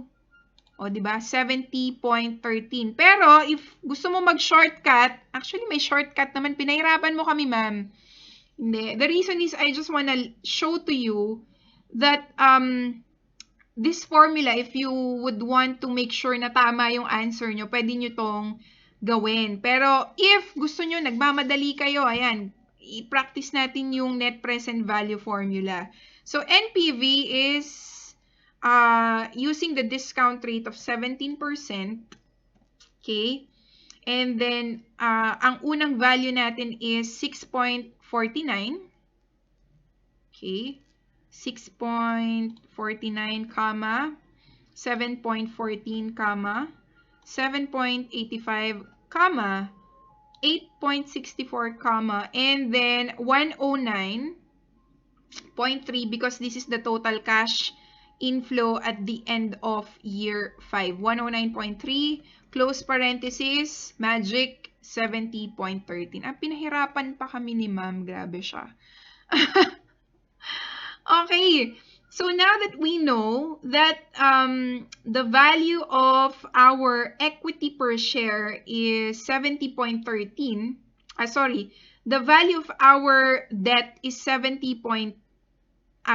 the value of our equity is 70.13. We can now derive the value of equity per share minus our debt per share. Paano mo makukuha yung debt per share? Simply, get the market value of your debt divided by your shares outstanding. So, therefore, 32 million divided by 1 million, you will get 32. So, 70.13 minus 32, you would be getting 38.13. So, therefore, ang ating FCFE ay 38.3. Okay, at year 0. At ang ating FCFF at year 0 is 5.9. Alright. Grabe, no? Ang haba ng procedure. But anyway, ang pinaka-kinukuha talaga natin dito is this one. Once nakuha mo na tong sa year 0, dito ka lang naman talaga pinaka magkukompute. Yung iba, diretso na, madali na lang naman kunin. Hindi mo na kailangan actually gawin to. Pwede namang idiretso ng NPV lang. But for the sake of discussion, oo, pinatagal ko lang. Pero para makita nyo, ganito siya kinukompute. Ano? There's a long version and meron tayong shortcut. Actually, kung meron kayong financial calculator, pwede nating i-practice yung pagkukompute ng net present value, ng ano pa ba? Basta yung sa mga present value, pwedeng i-compute using the financial calculator. But since wala naman tayong hawak ngayon, pagtsagaan muna natin yung Excel sheet at yung calculators natin. But if you're planning to take the CFA exam, allowed naman yung financial calculator. Yun lang kasi itong ginagawa natin. Talagang mahaba ang explanation, but at least you get to see the entire picture of the problem. And we are now on the last, it's the last type of valuation under the free cash flow valuation model. So this is now the 3-stage model. But here's the thing, the concept behind yung tinatawag nating 2-stage and 3-stage is very just similar with each other. So the only difference is the timeline. So tulad nung sa dividend discount model, the only difference would be there is a time frame on which there are 3 times na magpapalit yung ating growth rate. So the same concept that you would be using in the 2-stage and the 3-stage will just be the same. Okay, so therefore, I don't think I have to create another example for that kasi yung concept behind it, I'm sure kabisado nyo na by this time. So let's just read examples of three-stage models na kung saan pwede nating i-apply yung free cash flow valuation model. So when the FCFE grows at 30% for 2 years and then 15% for 4 years and then after that 5% at a constant rate. Another one is when your FCFF grows at 25% for 3 years and then declines to 4% over the next 5 years and then stays forever at 4%. And lastly, of course, the same with what we did kanina, no? Yung forecast ng mga components. So instead of twice magpapalit, meron siyang 3 different stages. And with that, we are going to end our present value model discussion on this slide. So for our next topic, it's gonna cover yung tinatawag nating multiplier model. So don't worry, this is just going to be a short explanation of what multiplier models are because we're no longer gonna compute ratio by ratio. I just want to let you see the entire picture on how investors and analysts actually look into multiplier model. So hindi na tayo masyadong magko-compute dito sa part na to, but we are just going to observe how these different price multiples are used in actual practice. Okay, so see price multiples, no, it's most widely used for valuation of equities. Una-una kasi it's very easy to do, napakadali lang niyang gawin. And aside from dividends, aside from the cash flow, it's more on looking into the market price, okay? The market price of the firm against its what?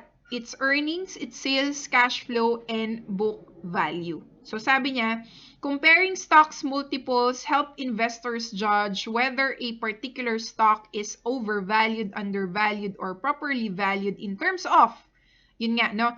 Earnings, sales, cash flow, and book value. So comparison, ang pinaka pundasyon ng price multiple models, no? You're using it for you to compare the price multiples of a particular company to other similar company.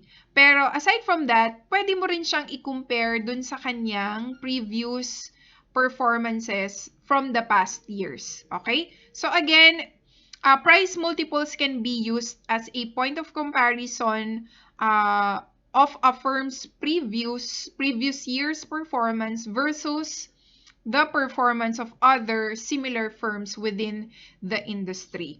Okay, so ang pinakasikat na mga price multiples ay earnings, sales, cash flow, and book value. So there are two types of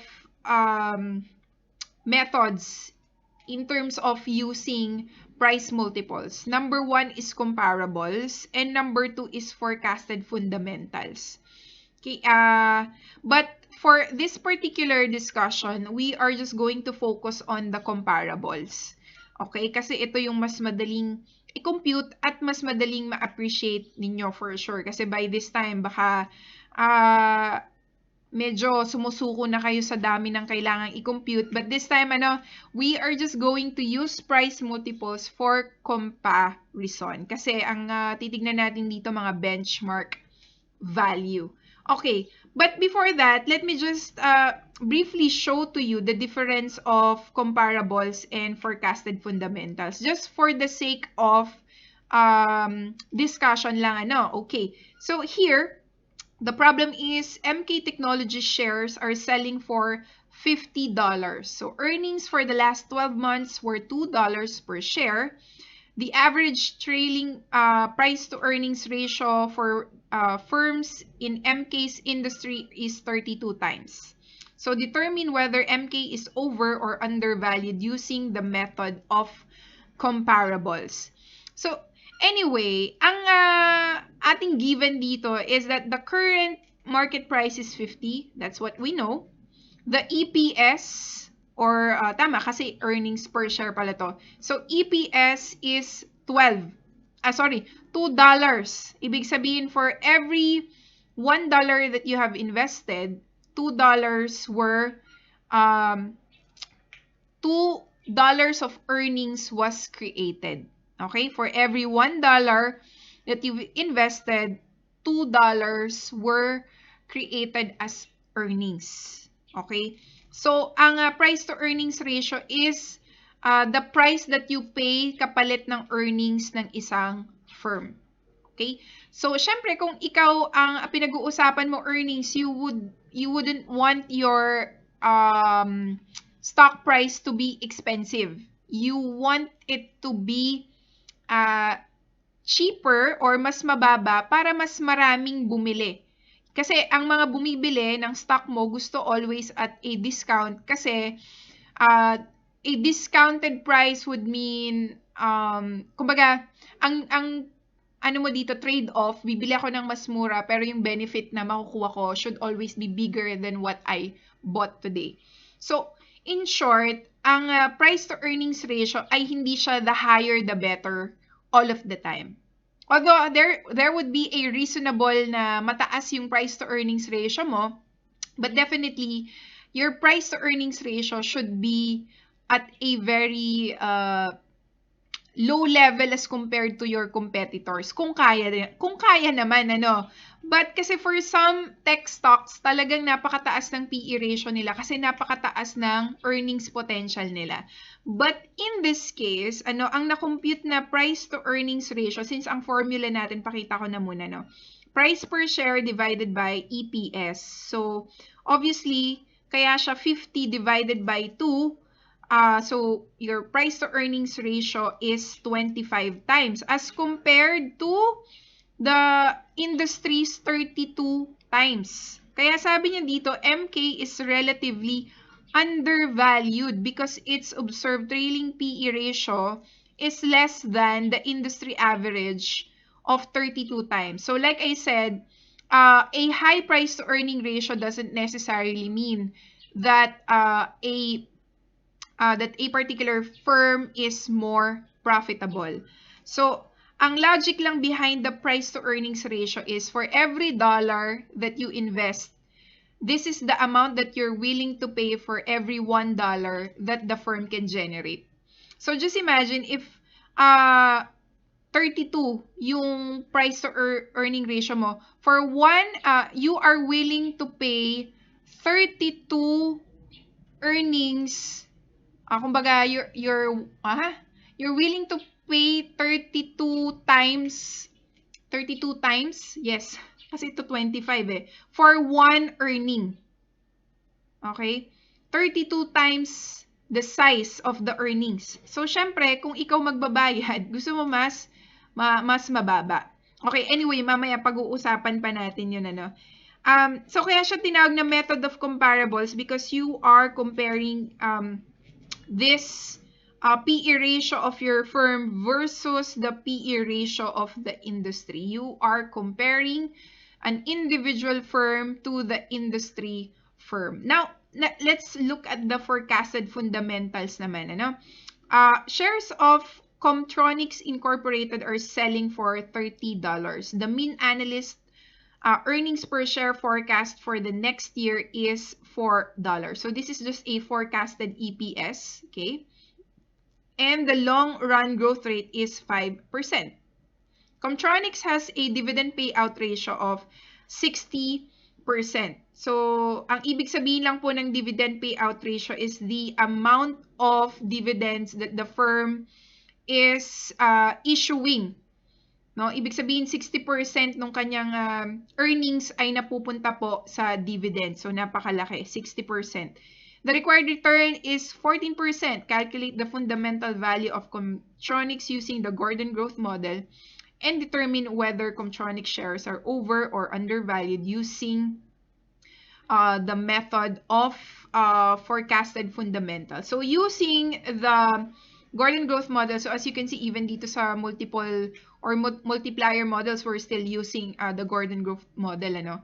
So sabi niya, so since ang dividend payout ratio niya is 0.6, multiplied by the forecasted EPS, so this is the growth rate, multiplied by the forecasted EPS divided by the required rate of return minus the growth rate, you will get so your dividend projection after at the end of the year is again 60% multiplied by the EPS. So you will get 26.67. So therefore, sabi niya, the fair value of PE ratio based on the forecasted fundamental is 26.67 divided by 4.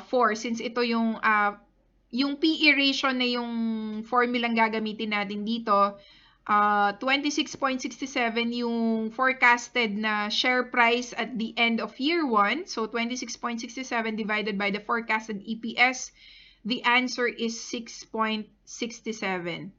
So the observed leading PE ratio based on the current market price is, this is the current market price, 30 divided by 4 is 7.5 times. So definitely this one is also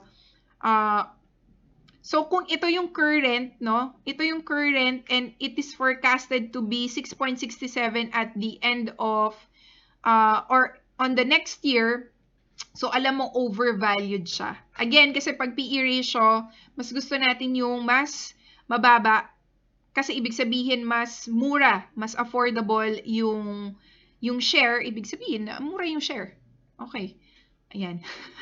So overvalued siya. Sabi niya kasi 7.5 siya ngayon, greater than the fair value of the PE ratio of 6.67.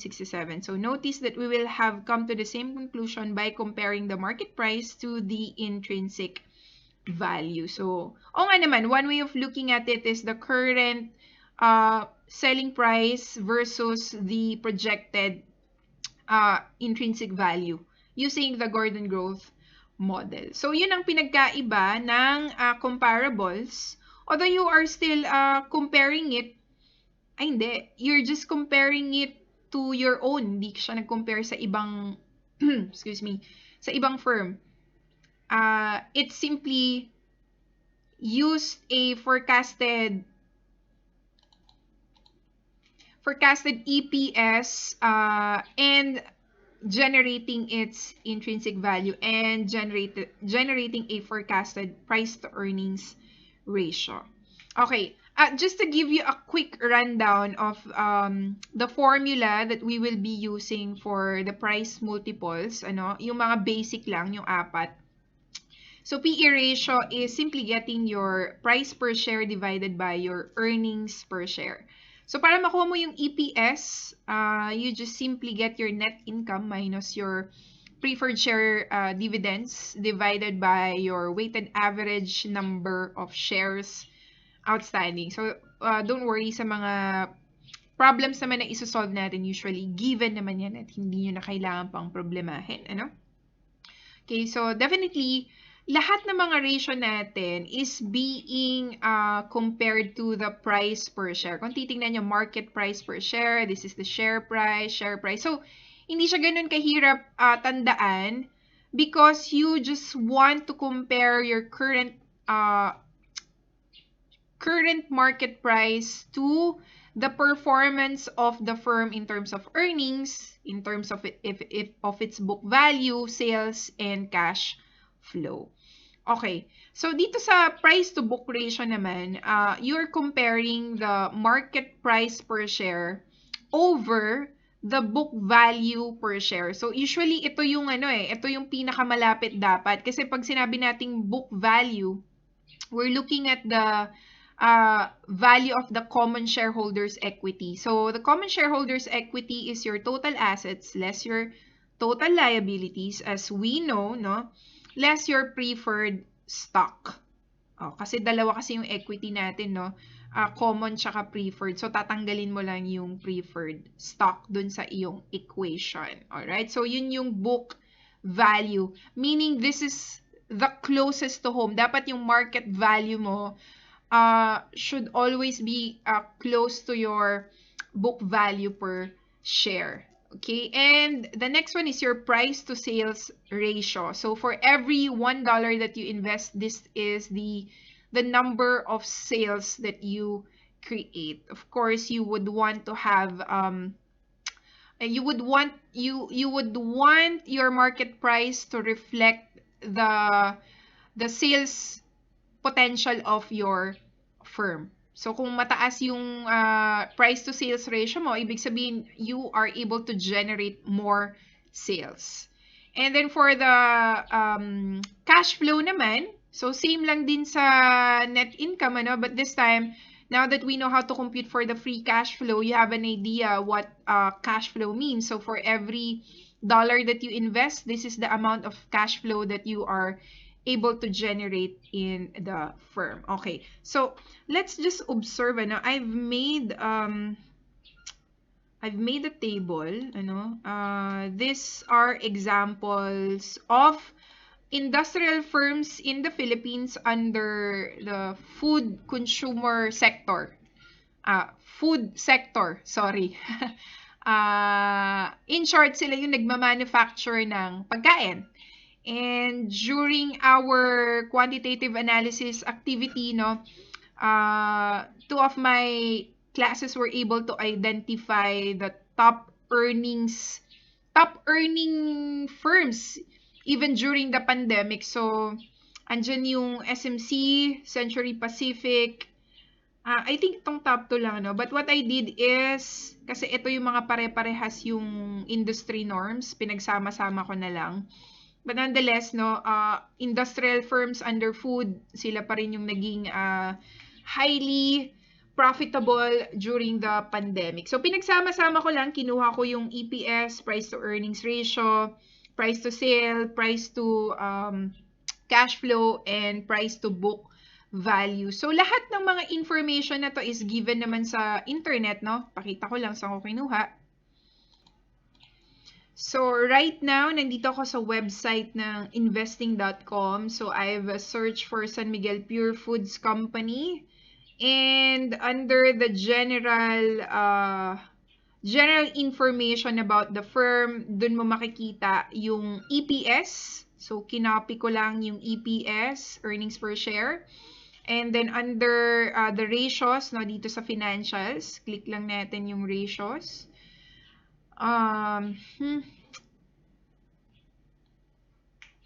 Ayan. Okay. So, lilitaw na dito lahat nung ating mga price multiples.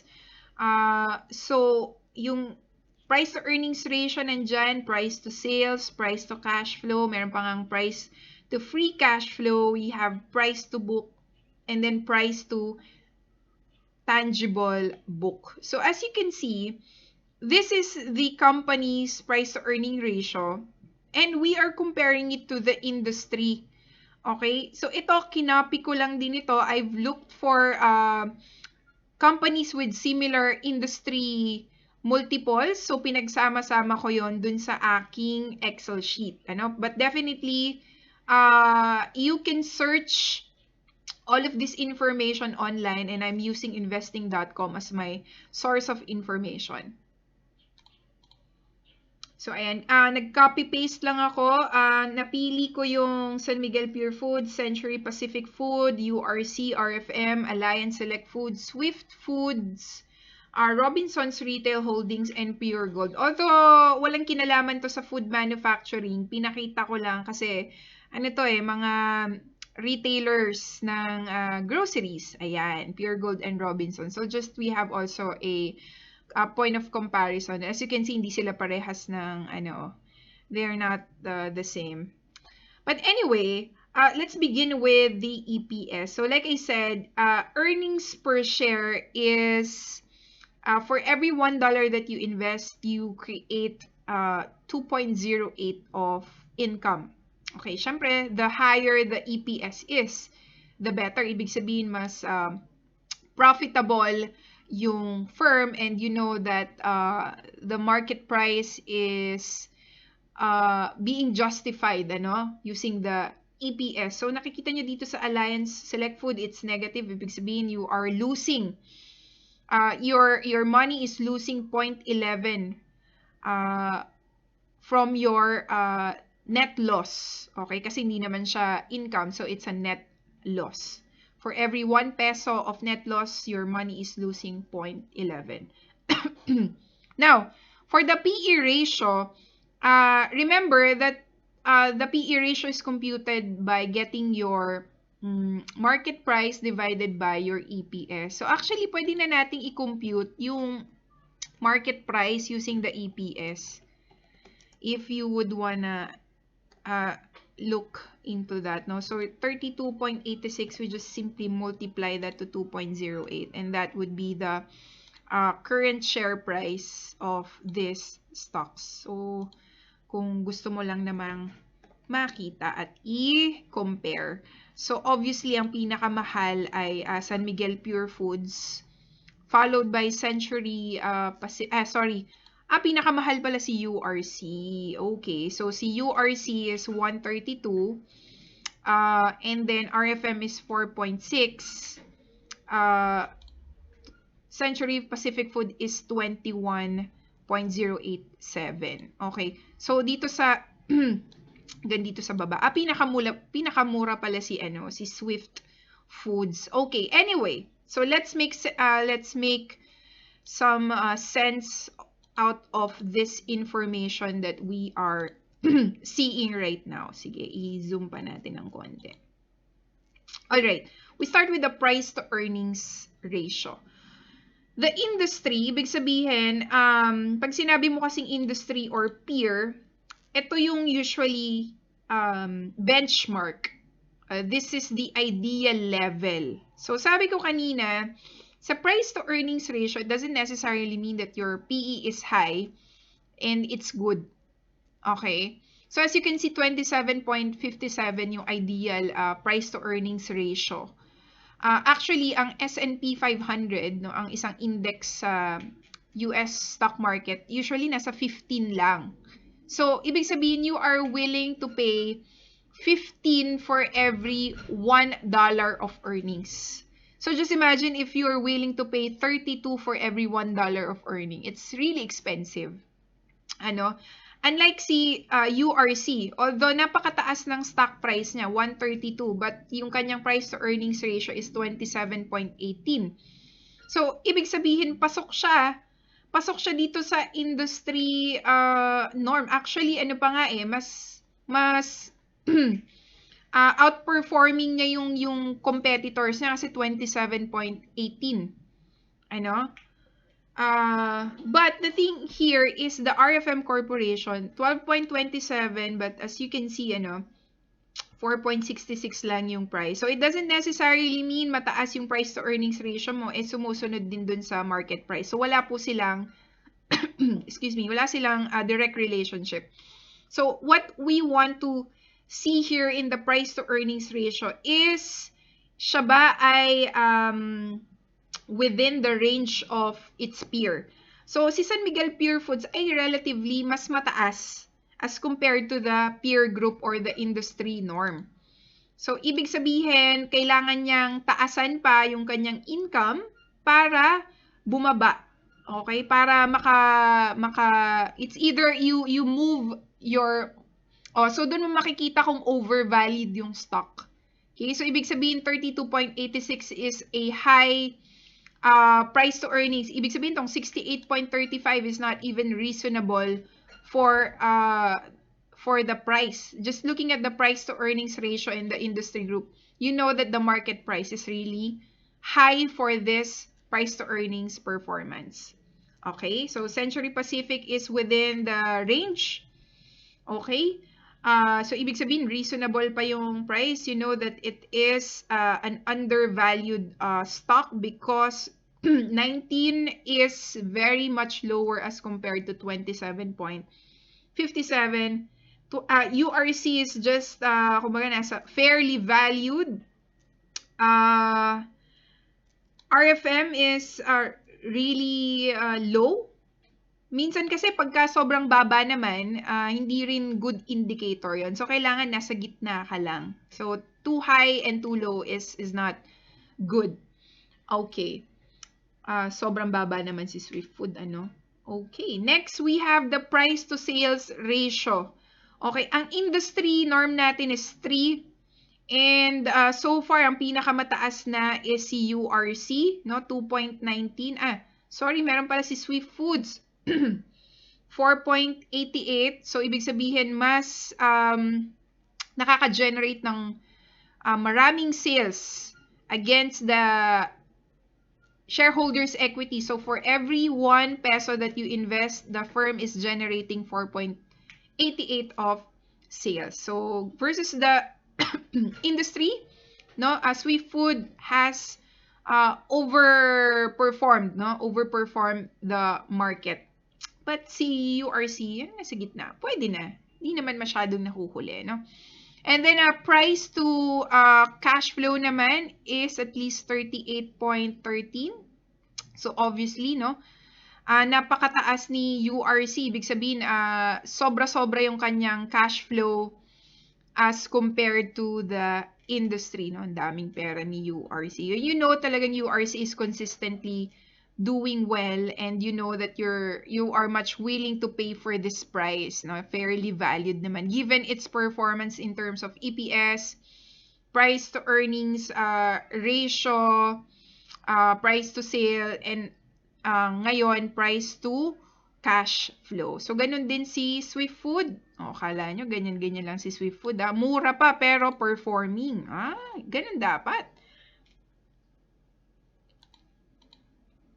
And for our last price multiple is the price to book value. So price to book value is they're saying that this should be the closest valuation of your market price versus your book value per share. Okay? So ibig sabihin the price that is being reflected on the stock market is really reflecting the price of your total assets, 'di ba? Yun naman ang book value. Book value is your total shareholders equity. Okay, the value of your equity on the books of the firm. So, okay.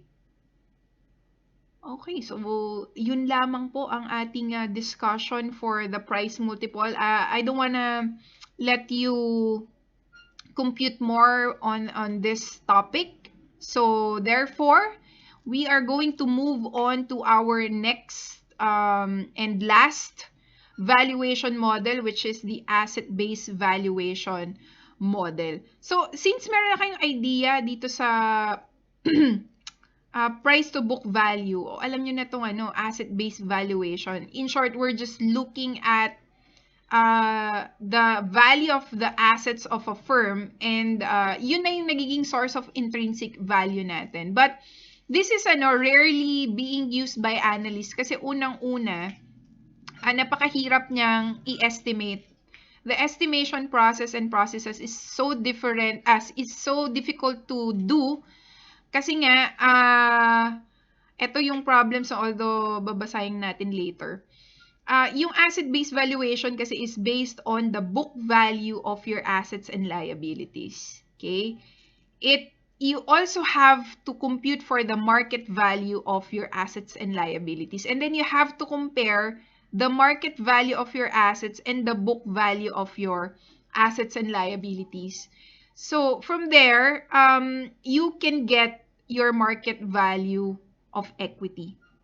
Okay? Kasi nga sinusubtract natin, 'di ba? Para makuha mo yung totoong value ng equity, you have to subtract your assets and liabilities. But getting the market value of your equity, which is the market value of assets less your market value of liabilities, is so different. It's so difficult to do. Kasi nga, mahirap mag-determine ng fair market value. And book values really differ significantly. Hindi lang kokonti, kundi significant talaga yung yung difference sa market values, especially if you have intangible assets. And especially right now, dahil nga napakataas ng inflation natin, tendency na nadidegrade yung value ng ating mga assets, especially mga financial assets natin. Okay? So these are the potential problems in using asset-based valuation. But the thing is, asset-based valuation models is just simply looking into the book value and then the market value of your assets and liabilities so that you can also derive the market value of your equity. So, ito yung somehow a point of view of the difference if you are going to use a discounted present value model versus an asset-based approach. So, for example, airline in financial distress. Ngayon kasi ang daming airlines na hirap na hirap because of the pandemic. So, if you are valuing an airline in financial distress, you would want to ask yourself, which model should I be using? Should I use the present value model or should I use the asset-based valuation model? So, the inputs that you will be needing if you are going to evaluate an airline firm, pag present value model ang i-consider mo, you would know that airlines have stopped issuing dividends and they are really losing money and they are burning cash kasi wala naman talagang demand for airlines ngayon. So they're just literally burning cash. Ibig sabihin nagbabayad, puro palabas lang yung kanilang cash flow ngayon. But if you're going to use the asset-based valuation, you're going to use the routes, ibig sabihin kung international ba yan or domestic, and then flight agreements between countries, and then of course the equipment that you would be using and the aircraft value, which right now apektado din. Ang hirap ding kung ikaw yung analyst, ano bang kailangan kong i-adopt right now, which value would be applicable to an airline in financial distress. So ito yung mga ito rin yung mga kailangan mong i-take into consideration whenever you evaluate a particular firm or a particular sector. Okay, and I think this is gonna be my last slide for this discussion. Some of the advantages and disadvantages of each valuation model. We just made it very, very simple, para mas matandaan nyo siya kasi kung marami tayong ilalagay dito, although napakarami talaga, this is just a summary of each. So, present value models, theoretically appealing, they provide direct computation of intrinsic value kasi nga naman, meron pa rin namang dividend history. But input is very uncertain and it can lead to poor estimates of value. So if you're just going to use, specifically kung dividend discount model yan, but kung present value models, I'm sure mas mababa yung uncertainty as compared sa dividend discount model. While in multiplier models naman, ratios are easy to compute and analysis is easily understood. Although the problem is really with selecting a peer group or mga tawag dito, competitors. But what I did kanina, kung nakita niyo yung aking Excel sheet, hinanap ko talaga yung same yung industry average.